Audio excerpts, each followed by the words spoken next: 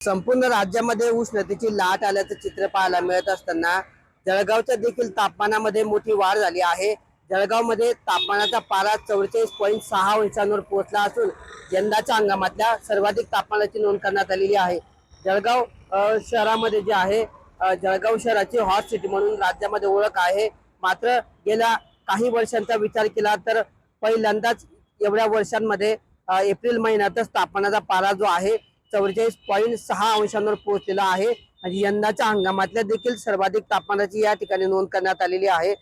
जळगाव शहरामध्ये 44.6 एवढ्या तापमानाची नोंद ममुराबाद येथील वेधशाळेने केलेली आहे आणि त्यामुळे कुठेतरी उष्णतेमध्ये जी आहे जळगावच्या वाढ झालेली आहे, उकाड्यामध्ये देखील वाढ झालेली आहे। उष्णतेबरोबरच उष्णतेच्या झळा देखील नागरिकांना बसत असल्याने उकाड्याचा मोठा त्रास या ठिकाणी नागरिकांना सहन करावा लागतो आहे आणि त्यामुळे आपण बघतोय की दृश्यांमध्ये कुठेतरी रस्ते जे आहेत या ठिकाणी निर्मनुष्य देखील झाल्याचे चित्र पाहायला मिळत आहे। वाढत्या तापमानामुळे जळगावचं जनजीवन जे आहे हे विस्कळीत झाल्याचे चित्र या ठिकाणी पाहायला मिळत असून नागरिक जे आहेत मोठी खबरदारी घेताना चित्र या ठिकाणी पाहायला मिळत आहे।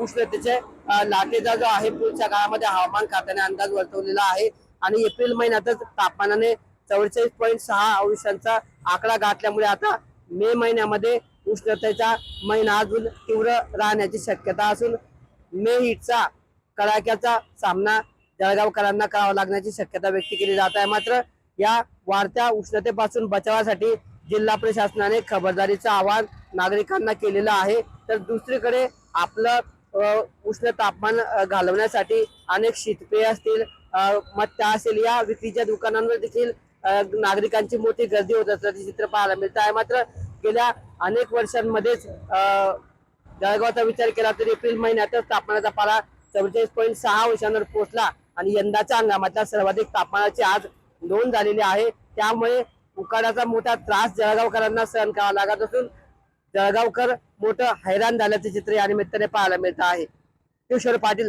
TV9 मराठी, जळगाव।